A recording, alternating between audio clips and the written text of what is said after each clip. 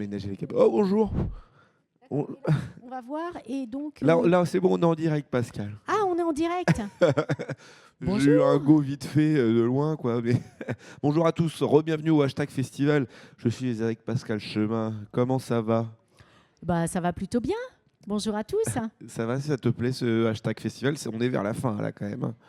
On est vers la fin de quoi? Du hashtag festival? Ah oui, on rentre dans la dernière ligne droite. Mais Exactement. oui, oui, cette 5e édition s'est très très bien passée. Et donc c'était assez chouette Bah oui. d'être avec le public et d'échanger sur des sujets graves ou légers. Oui, bah alors forcément, là tu Je vas vends la traiter d'un mèche. sujet un peu. Oui, mais c'est un peu ça, quoi. Juste revenir un peu sur ta carrière, nous redire un peu qui tu es et ce que tu fais dans la vie. Eh ben donc moi je suis comédienne, je suis spécialisée dans le doublage et donc je prête ma voix à des personnages aussi bien sur des animés comme, je sais pas, Hunter x Hunter, l'Attaque des Titans, voilà, que du live, du jeu vidéo, du livre audio, etc., etc. Et oui, alors du coup, tu es ici parce que le sujet de cette émission d'une demi-heure, c'est Pascal a un mot à dire. Et il y a, entre parenthèses, IA, parce que forcément, ça va être un sujet qui va être hyper traité sur les comédiens de doublage. J'en ai déjà parlé un petit peu avec, enfin, pas un petit peu, beaucoup avec Padge, avec Brigitte Lecordier, Bien sûr. etc., qui sont à fond derrière Touche pas à ma VF. Et c'est vrai que le sujet de l'IA est un sujet complexe moralement, on le saisit très bien, la problématique, c'est-à-dire que aujourd'hui l'IA sur le marché du doublage de manière générale commence à être un peu beaucoup exploité, et c'est surtout que les technologies s'affinent de plus en plus, et il y a un risque quand même de perdre la qualité française, on va dire, dans le doublage et côté comédien, de perdre de plus en plus de vrais comédiens pour faire les doublages, soit de personnes en live, soit de personnages animés ou des trucs comme ça. Donc forcément, là, Touche pas à ma VF, c'est un mouvement qui a commencé il y a quoi? Il y a un peu plus de 2 ans. Un peu plus de 2 ans, ouais. Et ça ne désemplit pas la problématique qui est encore hyper présente, quoi. Bah, de toute façon, la problématique est hyper présente et ça ne fait que euh, euh, nos craintes ne font que grandir face à la problématique de cette IA générative qui, donc, pour arriver à être de plus en plus performante, euh, prend nos données personnelles, notre voix pour le doublage, et à la fois notre propriété intellectuelle, puisque nos prestations, puisqu'en tant que comédien, nous sommes artistes-interprètes. Je rappelle que seul un humain peut être un interprète, donc une machine, une ligne de code ne peut pas être un interprète, juridiquement parlant, et que nous sommes, au titre de cette interprétation, nous en sommes propriétaires. Nous pouvons la céder lors de contrats, et donc on va toucher ce qu'on appelle des droits voisins, mais tout ça est bien défini dans des contrats. Là, on a la problématique devant laquelle on se trouve, c'est que l'IA générative a besoin d'être entraînée, donc elle a besoin de satisfaire des bases de données colossales, et ces bases de données ont été alimentées par le pillage des œuvres qui existent, donc des données personnelles avec la voix ou avec l'image, et donc de nos interprétations. Donc on se retrouve dans la problématique suivante, c'est-à-dire qu'en fait, on se voit presque contraint à abandonner ce que l'on est, Ouais. pour alimenter une IA qui, au final, veut nous remplacer. Donc c'est la double peine. Et donc, éthiquement, nous sommes contre ça, parce que notre travail est un travail d'humain, tout simplement. Mais alors justement, la problématique aujourd'hui, c'est quoi? C'est le fait que l'IA générative utilise des données pour les exploiter et qui Oui. peuvent être utilisées par n'importe qui? Ou est-ce que Oui. c'est l'utilisation de l'IA dans une démarche commerciale qui est le problème? Bah, c'est un peu tout. Oui, mais le truc, c'est qu'il y a, il y a deux sujets dans le sujet. C'est-à-dire que Oui, le fait d'utiliser la voix de Pascal Chemin sur Internet, un mec random qui utilise un synthétiseur vocal qui prend comme modèle la voix de Pascal Chemin, mais qui n'en fait pas une utilisation commerciale, est aussi problématique. Alors que j'ai l'impression que la problématique de Touche pas à ma VF, c'est plus l'utilisation des boîtes de doublage, alors, d'utiliser des voix synthétiques pour remplacer les comédiens la spécialisés dans le doublage. problématique de Touche pas ma VF sur laquelle on travaille ardemment et quotidiennement, c'est d'arriver à ce que pour notre travail, pour notre profession, l'IA ne rentre pas, ne devienne pas la normalité. Donc on veut réguler cette menace. On aimerait que le gouvernement régule cette menace.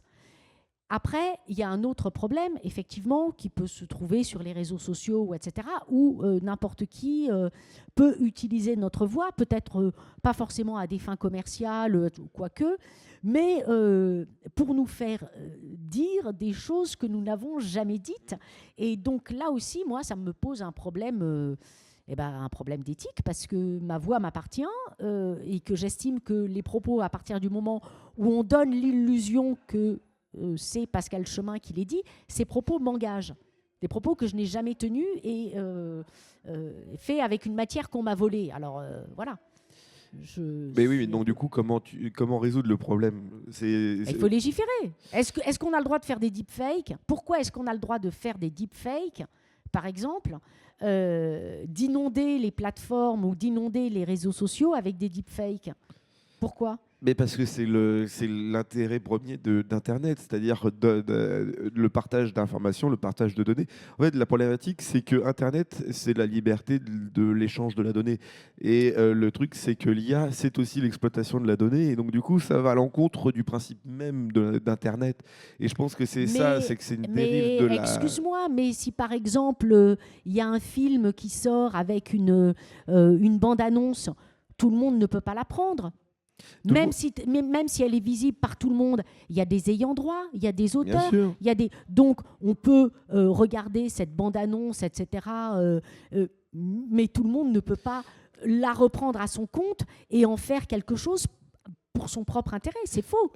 Oui, mais là, c'est un autre problème, dans le sens où là, tu parles d'un film qui est bien identifié, qui commence par les boîtes de prod et qui finit par Mais ma voix est le identifiable. Ma voix est une donnée personnelle. Elle est à moi. On ne peut pas la prendre. Le truc, c'est que la problématique, c'est que c'est pas ta voix qui est utilisée, c'est les données de ta voix qui ont créé une IA générative qui a synthétisé ta voix. D'accord, mais les données de ma voix, est-ce que moi, j'ai autorisé à ce qu'on non. les prenne? Donc, c'est bien un vol de mes données personnelles. Ah, mais bien sûr. Voilà. Mais en fait, comment peut-on soutenir une technologie qui est basée sur le vol? Parce qu'en fait, le truc, c'est que l'IA générative exploite les données qui se trouvent sur Internet et que les données sur Internet, l'utilisation des données qui sont en libre circulation sur Internet est en soi un principe un peu fondamental d'Internet, c'est-à-dire que les données aujourd'hui sur Internet sont des données accessibles. Après, l'exploitation qui en Elles sont accessibles, mais ça ne veut pas dire qu'on en fait ce qu'on veut. Ah bien sûr, mais après derrière, le truc, c'est qu'il y a toujours eu des dérives sur Internet qui font que les données qui se sont retrouvées sur Internet ont été utilisées de bonne manière ou de mauvaise manière. Mais le truc, c'est que... c'est pour ça qu'il faut, si on légifère ou si on régule, on peut arriver à avoir quand même une manière d'utiliser ces données qui soit une manière éthique et une manière responsable. Oui, mais tu peux si c'est le Far West... Oui, mais tu ne peux pas influencer tous les utilisateurs d'Internet pour exploiter Internet de manière morale. Parce que du coup, il y a tout l'aspect du deep web, du dark web, et même une utilisation normale du white net qui sur lequel tu fais confiance aux utilisateurs, mais c'est pas possible. Peut-être que la problématique, c'est plus de savoir comment tu identifies qu'une voix qui a utilisé l'IA générative corresponde à ta voix à toi. Mais là, peut-être que ça peut se faire avec, je sais pas moi, des fréquences. Peut-être que tu as une voix qui utilise certaines fréquences. Et Chaque voix est identifiable et elle a un spectrogramme Ouais, voilà. particulier. La difficulté, c'est que si on prend ta voix et la voix de monsieur là, qu'on les met ensemble, on peut créer une nouvelle voix virtuelle. Ouais. Nous, ce qu'on veut, ça n'est pas de dire on a une recette de cuisine et quelque chose et on est contre la recette de cuisine. On dit une recette de cuisine, ça a besoin d'ingrédients. Ces ingrédients-là, quels sont-ils? Et finalement, on s'aperçoit qu'il y a 2 ingrédients. Ta voix, la voix de monsieur. Est-ce qu'on a le droit d'utiliser l'ingrédient de ta voix? Oui, non. Est-ce qu'on a le droit d'utiliser l'ingrédient de la voix? Oui, non. On n'a pas le droit, on enlève l'ingrédient. Oui, Peut-être que des gens, après tout, veulent bien. Oui, mais parce que là, tu utilises un exemple qui est concret, c'est-à-dire que tu identifies tout de suite qui est la source de la donnée. Sauf que dans l'IA générative, c'est un ensemble de données qui ne devient plus identifiable parce qu'il y a trop de sources de données. Ben oui, mais je suis bien d'accord, c'est bien là le problème. C'est-à-dire qu'on ne peut pas identifier les sources. Oui. On nous dit qu'on ne peut pas identifier les sources. Mais au départ, encore une fois, je ne tiens pas, moi, à ce que ma voix, comme celle de mes collègues, etc., soit prise, qu'on ne dise pas d'emblée, oui, c'est une source qui est exploitable. Non. D'accord. Et non, mais ça nous appartient. Enfin, c'est ça il faut bien comprendre que ces données personnelles nous identifient absolument. Bien sûr. Et c'est une violation de notre personnalité quand même. Ça, je comprends. Et en fait, tout l'aspect moral de l'utilisation de l'IA pour recréer des voix, et c'est une question sur laquelle il n'y a aucun débat. C'est-à-dire que moralement, c'est inacceptable d'exploiter une voix sur laquelle vous avez des droits, de toute façon. Mais en fait, la problématique, et c'est pour ça, et j'en ai à chaque fois que j'en parle avec des comédiens de doublage, c'est que l'aspect moral de la problématique de l'utilisation de l'IA est identifié, il n'y a pas de problème là-dessus, il n'y a aucun débat. Mais c'est comment techniquement ou légalement on fait pour dire que telle ou telle voix appartient à quelqu'un. Eh oui, puis c'est très très compliqué. Bah, c'est ça, et c'est pour ça que je parlais de fréquence, parce que si par exemple ta fréquence de voix correspond à une fréquence entre 140 Hz et 155 Hz, et peut-être avec certains accents ou je sais pas quoi, qu'on arrive à identifier avec 2-3 paramètres comment on identifie la voix de Pascal Chemin, peut-être que légalement, du coup, ça cadre suffisamment l'identification de ta voix.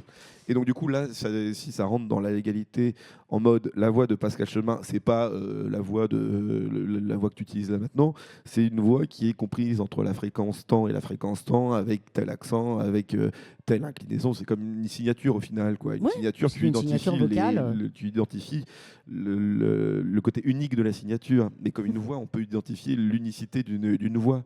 Et c'est plus ça, en fait, c'est pas tellement de critiquer l'exploitation des données qui se trouvent sur Internet, c'est plus légiférer sur son utilisation in fine.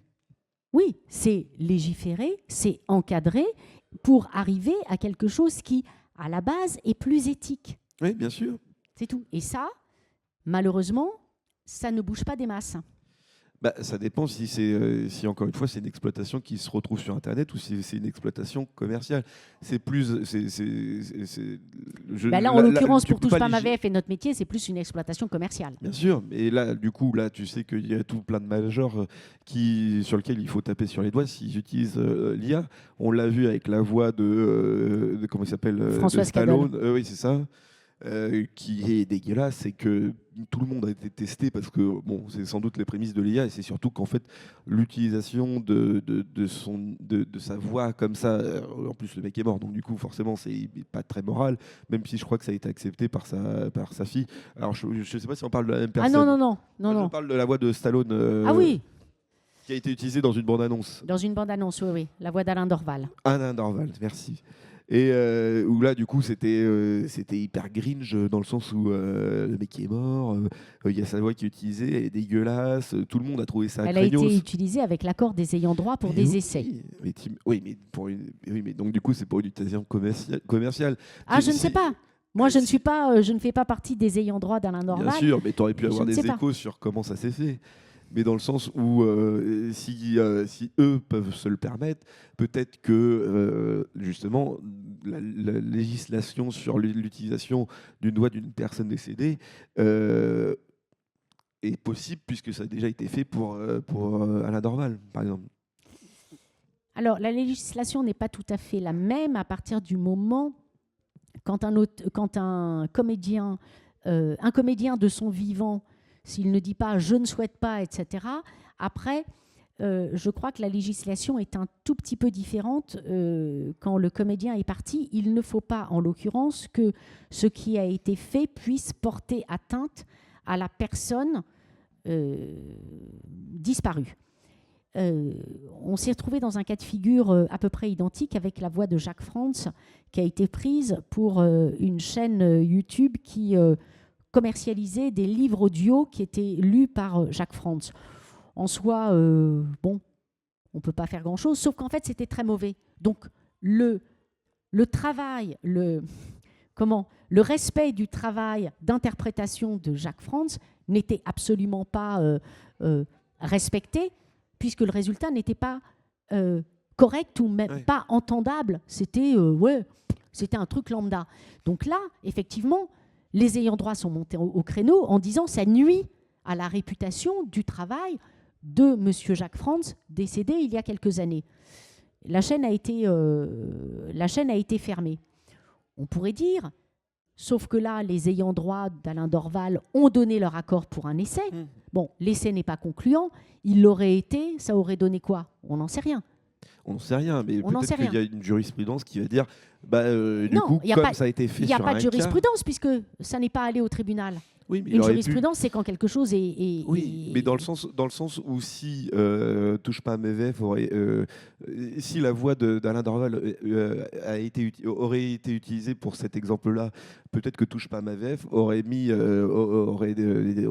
allé au tribunal pour dire c'est une exploitation mauvaise ou ça va au-delà de la législation ou c'est attaquable législativement, je ne sais pas si ça se dit.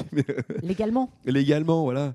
Et donc, du coup, là, ça aurait donné peut-être un axe de jurisprudence. Oui, mais sauf que je crois qu'à partir du moment où on n'est pas ayant droit, ou etc., on ne peut pas faire une... Oui, mais donc, du coup, là, ça vous aurait donné aussi du... Ah bah, c'est sûr que si on avait un exemple concret d'un comédien dont le travail a été volé sans consentement, etc., enfin, évidemment, volé, c'est forcément sans consentement, et que une affaire passe devant un tribunal et qu'il y ait un jugement, ce jugement pourrait faire office de jurisprudence. Oui. Pour l'instant, ça n'est pas le cas.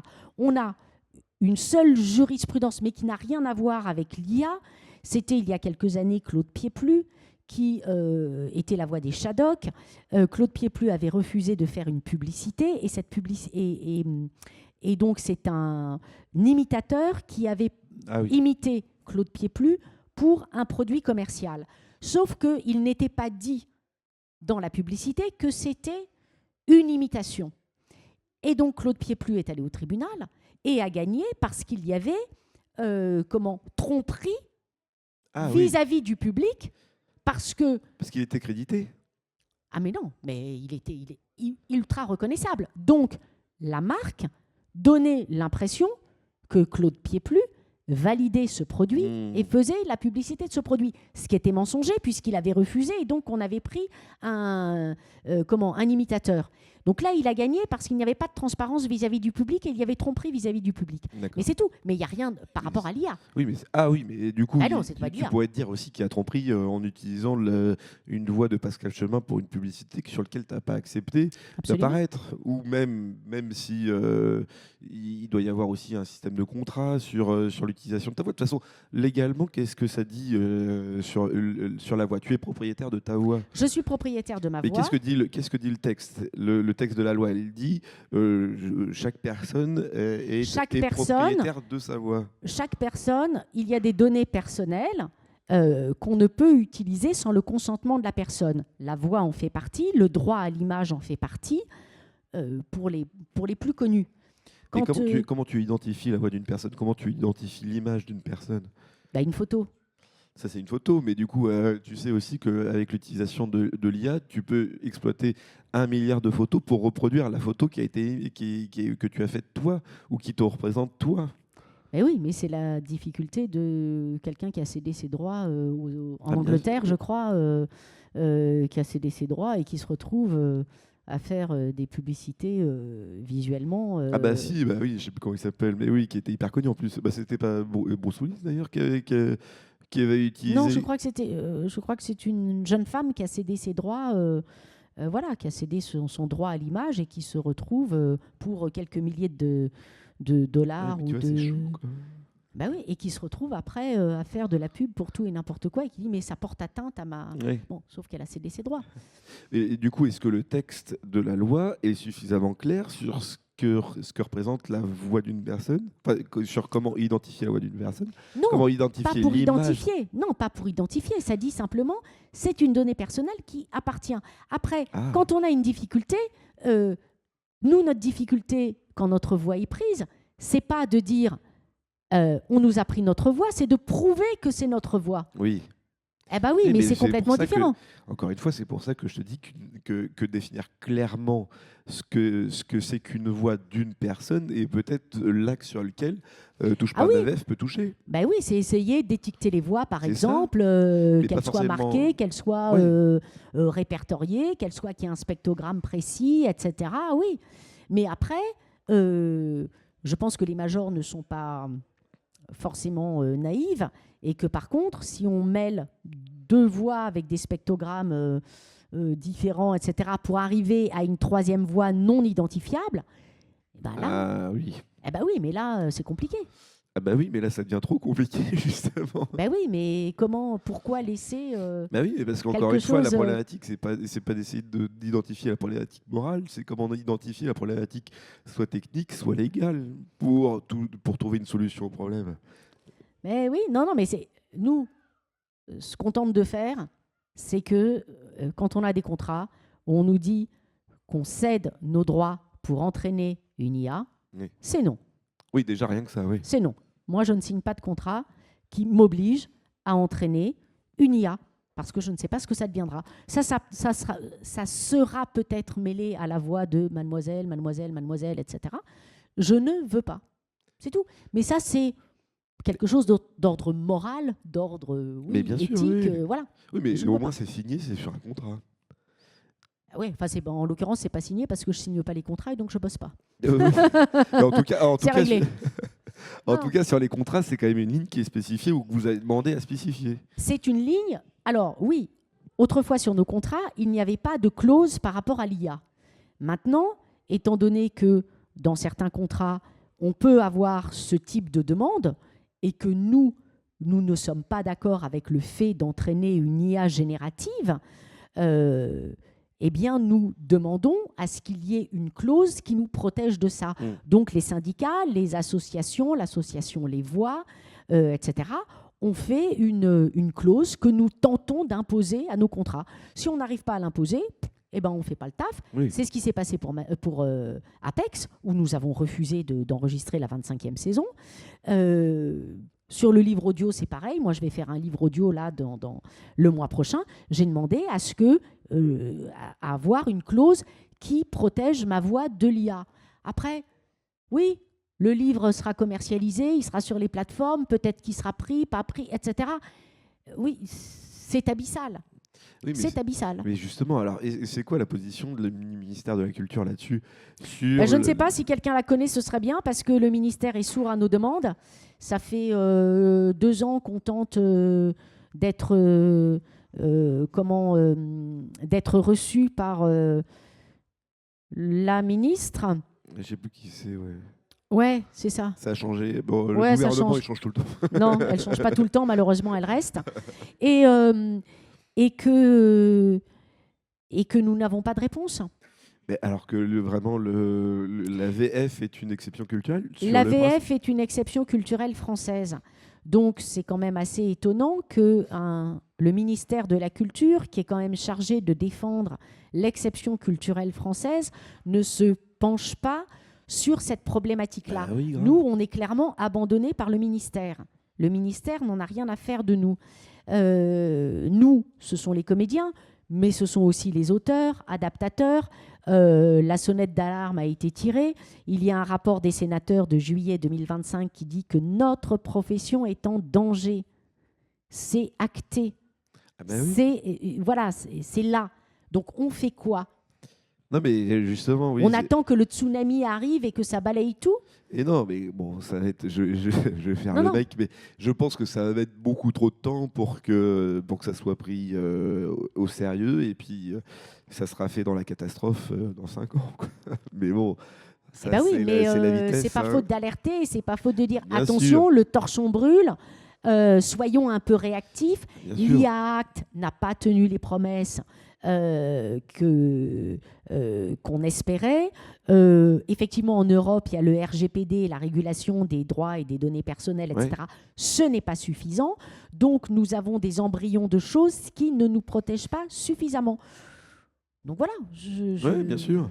Mais en fait, c'est surtout aussi la problématique, elle peut même s'étendre à plein d'autres métiers, parce que Oh, c'est mais pas bien que les voix. sûr. Oh, mais mon bon Parce que monsieur, là, on n'est pas sorti de l'auberge. là, tu parlais des auteurs, et ça se trouve, il y a des figures de style, il y a peut-être des mots qui ont été utilisés par un écrivain, par exemple, qui se retrouvent sur le résultat d'une recherche ChatGPT, et donc du Bien coup, sûr. qui peut se rendre. Mais en fait, tu vois, c'est aussi pour ça que la problématique d'identifier la source de la donnée est une problématique à identifier, mais je pense qu'elle ne sera jamais identifiable, Mais elle ne non. sera jamais Non, malheureusement. légiférée. Malheureusement. Mais justement, en fait, ça va être toute cette problématique sur comment cette voie est exploitée et comment. Alors, j'ai l'impression que les majors, bon, il y en a qui acceptent la petite ligne sur le contrat qui dit que ma voix ne sera pas utilisée pour l'utilisation de l'IA. Non, pour l'instant, dans nos contrats de doublage, il n'y a pas ce type de choses. Oui, mais vous poussez quand même, parce que s'il y a du Brigitte Lecordier qui refuse, s'il y a du Patch qui refuse, s'il y a toi qui refuse de signer des contrats comme ça, au bout d'un moment, bon, il y a une nouvelle génération qui, lui, s'en fout peut-être un petit peu, même si j'ai l'impression qu'ils sont concernés. Bah, Mais ils sont concernés parce que sinon, ils scient la branche sur laquelle ils sont assis quand bah, même. c'est ça, oui, oui, mais le truc, c'est qu'il faut qu'ils puissent manger leur pain aussi, quoi. Non, non, mais je suis bien d'accord. Quand je dis ça, il n'y a aucun jugement. Bien sûr, oui, oui. C'est une constatation. C'est une constatation qu'à partir du moment où on accepterait d'entraîner des moteurs d'IA générative, que ce soit pour différentes majors, etc., on active ou l'IA générative va effectivement être plus rapidement performante. Ouais, Donc si on le fait, donc c'est peut-être à court terme, voilà, donc on peut peut-être avoir du boulot maintenant, etc. Mais à court terme, on risque d'être remplacé. Et si on refuse, eh ben à ce moment-là, on bosse pas. ouais, non, mais c'est ça. Donc voilà, on est dans un étau et c'est, en tout cas pour ma part, indépendamment de ça, pour moi c'est assez clair. C'est-à-dire que je conçois que l'IA soit une technologie formidable. Je ne reviens pas là-dessus. Je pense qu'elle n'est pas applicable à bon escient dans tous les domaines. Bah oui, ouais. Et que dans certains domaines, elle fait plus de dégâts qu'autre chose. Et qu'on ne peut pas traiter cette technologie pour tous les secteurs de la même manière. Donc il faut quand même essayer de coller le plus possible à la problématique du secteur. La problématique du secteur de l'artistique, c'est que c'est avant tout des activités artistiques qui doivent être faites par des humains. À partir du moment où on remplace ça par une machine, remplacer, je ne parle pas que ça serve d'outil. Ouais. Remplacer. Eh bien, à ce moment-là, on va arriver à des résultats qui ne seront pas des résultats artistiques, qui peut-être technologiquement seront bluffants. Mais c'est surtout, alors ça va dépendre de ce que tu appelles artistique. Si pour toi le terme artistique n'est défini que par c'est un humain qui fait quelque chose de joli ou je sais pas, du coup tu limites le terme d'artistique parce que ça se trouve, je peux te montrer un super tableau et je te dis, t'as vu comment il est super ce tableau? Tu dis oui, il est super. Et je te dis, bah en fait, c'est un tableau qui a été fait Par un par une prompt. IA. Qu'est-ce qui pourrait être. Voilà, qu'est-ce qui. En fait, le truc, c'est que là, ça devient. Ça dépasse une limite dans le sens Mais bien sûr. où aujourd'hui, l'IA surpasse le test de Turing et on se pose maintenant des questions sur est-ce qu'on laisse l'IA faire les choses quitte à surpasser l'humain aussi, parce que là on parle d'un état de l'IA en 2025, mais en 2023 l'IA n'était pas comme ça, Bien et en sûr que non. 2027 sans doute que l'IA sera encore supérieure, et que en fait on est sur une évolution beaucoup trop exponentielle, soit ou alors il faut vraiment définir les limites très vite, mais encore une fois J'en doute. dans un monde où tout est capitaliste, j'ai utilisé le terme capitaliste parce que du coup l'IA c'est le Oui. summum de ça, puisque tu ne travailles pas et tu peux gagner de l'argent tout de même. Ah bon? Bah oui, parce que du coup tu fais travailler l'IA pour dire génère-moi un truc que je Ah peux oui. vendre après derrière. La valeur de ton travail, il est juste d'avoir défini un prompt au début, et puis après derrière, ton système de production, il est quasiment automatisé par l'IA, puisque l'IA, lui, connaît toutes les données du monde, donc du coup, il sait comment faire les choses aussi, si on arrive à bien lui parler. Mais après derrière, tu vois ça devient... La problématique morale, elle est identifiable dans le sens où l'utilisation de tes données personnelles à toi n'est pas une bonne chose, même si l'IA utilise les données de tout le monde en fait sur Internet. Bah oui, mais c'est pas une bonne chose pour tout le monde. Mais bien sûr, et encore une fois, c'est dans dans son utilisation, dans son exploitation, et comment tu arrives à définir des limites morales claires d'une machine qui est Qui n'en a pas, incontrôlable en fait, et qui qui n'a n'en pas a de pas. morale. Bah, qui n'a pas de morale. Oui, non, mais c'est ça. Oui, Ah mais ben en fait, oui. ça reste toujours l'humain derrière qui est immoral et qui l'exploite d'une mauvaise façon. Oui, je suis d'accord. Mais encore une fois, ce sont des choix d'éthique, ce sont des choix de société, Bien sûr. ce sont des choix moraux. Alors, ce ne sont pas des gros mots, hein, mais simplement, ça paraît être des mots obsolètes Oui. dans notre monde. Et je pense malheureusement que la, la colonne vertébrale de l'humain, elle est bâtie là-dessus.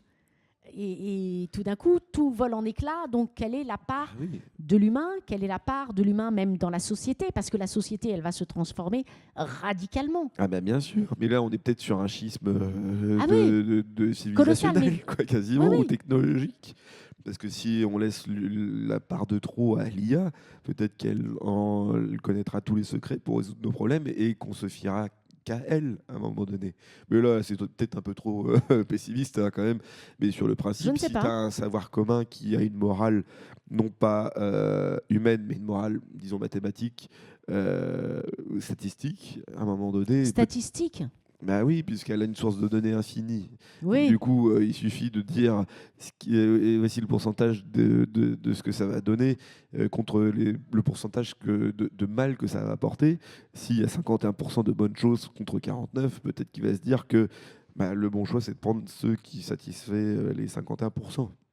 ouais. Moi, j'aime pas Ah oui. trop le moutonnage et le. Ah ben, je suis bien d'accord, mais, Voilà. mais là, je préfère. Je préfère. Comment?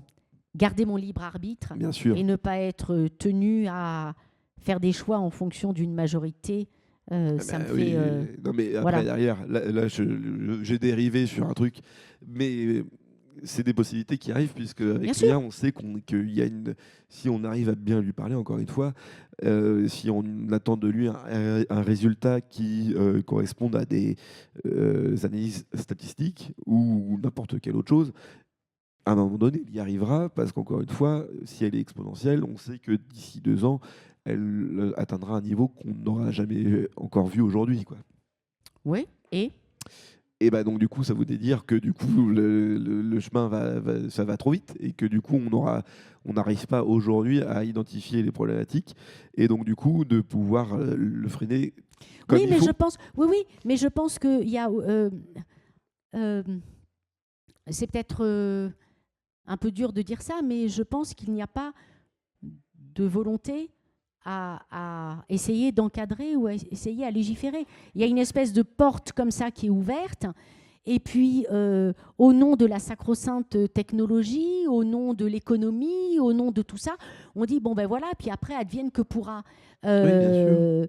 Et je pense que c'est assez dangereux et que ce sera très très difficile de calmer. Bah, c'est ça, ouais.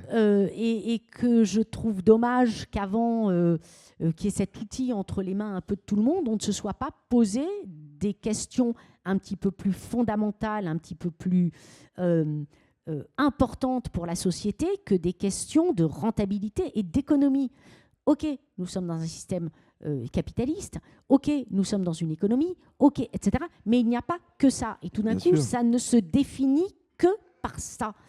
Eh bien, je trouve que voilà, c'est une forme de régression, ou en tout cas de vision qui devient unique, Ouais. alors que alors qu'il y a certainement une manière beaucoup plus Ah, bien globale sûr, ouais. d'aborder un sujet et qu'on ne veut pas.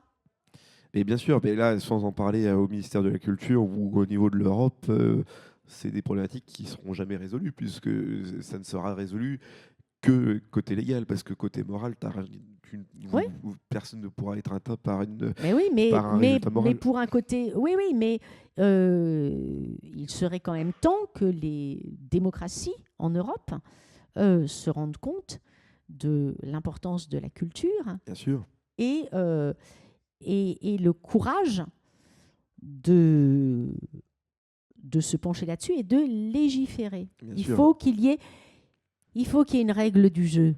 Et pour légiférer, encore une fois, il faut se poser les bonnes questions aussi. Il faut se poser les bonnes questions et ne pas voir juste par un seul prisme. Bien sûr, oui. Pour l'instant, le prisme par lequel est envisagée l'IA ne correspond pas ou n'est pas adapté. Alors je parle uniquement pour le domaine que je connais un petit peu, n'est pas adapté au domaine artistique. Oui. Voilà. Eh ben, très bien. Bah, écoute, merci beaucoup, Pascal Cheva. On a dérivé de 8 minutes. On a un planning hyper serré. En tout cas, c'était très cool de nous avoir parlé de tout ça. C'est des sujets, je te dis, j'en parle à chaque fois avec les comédiens de doublage, c'est des sujets à chaque fois qui les concernent. Mais encore une fois, je pense il faut De toute façon, ce identifier qui le est problème. important, il faut identifier. Et puis, ce qui est important, c'est aussi de communiquer. Et c'est ça, il Et faut en c'est parler. aussi d'informer voilà, le public, les plus jeunes générations, Oui. etc. C'est important d'avoir un débat. Il n'y a pas que nous qui avons des débats. Des philosophes, des sociologues, etc. sont absolument catastrophés. Oui, bien sûr. Catastrophés par ce que cette technologie risque d'engendrer au sein même de la population. Oui. Voilà, donc c'est pas anodin. Il faudrait que vous fassiez un film genre La Reine des Neiges full en IA pour montrer au monde que c'est dégueulasse. Peut-être. Ça se tente, ça serait un contre-exemple qui ferait bien comprendre les choses aux gens. Ouais, peut-être. Mais bon, ça serait peut-être un bâton pour vous faire battre aussi, quoi.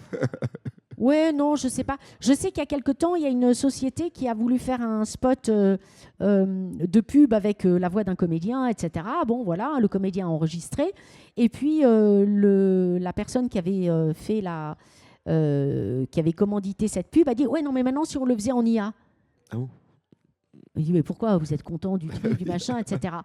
Et donc, on se dit, ouais, mais qu'est-ce que ça donnerait avec une voix? Bon, il a choisi une voix dans un catalogue, etc. La voix n'est pas volée. Hein. Mais pour la même somme et pour le même truc, il avait un résultat de merde.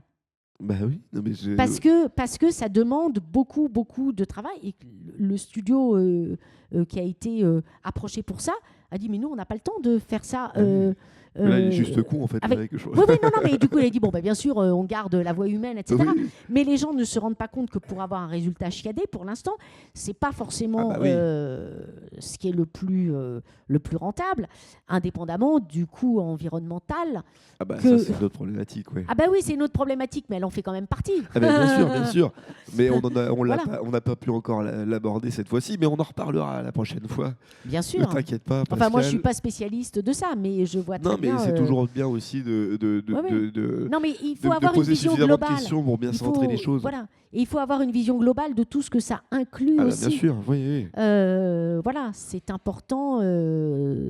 C'est important. Encore une fois, pour certaines choses, l'IA peut être un outil formidable. Oui. Mais l'IA avec la théorie du grand remplacement, non. Bah oui, mais quand même. Oui, oui, je comprends le truc.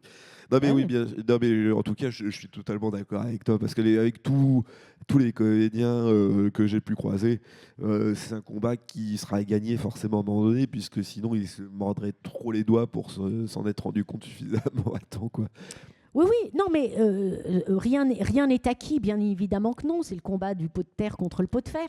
Mais je crois qu'il ne faut pas se déclarer trop tôt vaincu Oui, et bah, qu'il bien sûr. faut surtout suivre ses convictions.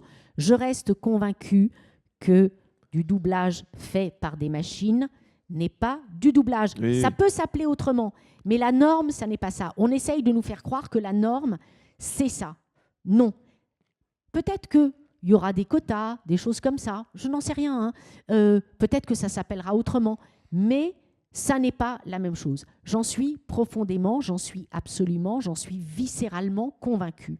Donc moi, je défends mes convictions et je me bats pour ça. Et bien sûr. Peut-être que c'est ardu et que c'est mal barré ou que pour l'instant, il n'y a pas beaucoup d'écho. Mais je crois que quand la problématique de l'IA aussi dans d'autres domaines atteindra d'autres personnes, malheureusement, hein, eh bien les gens commenceront à se poser Ah oui, non, mais c'est sûr. la question d'une façon un petit peu plus profonde et voilà, peut-être Quand il y aura que un des manque choses à gagner, bougeront. je pense que les gens auront des réflexions. Oui. Ouais, ouais.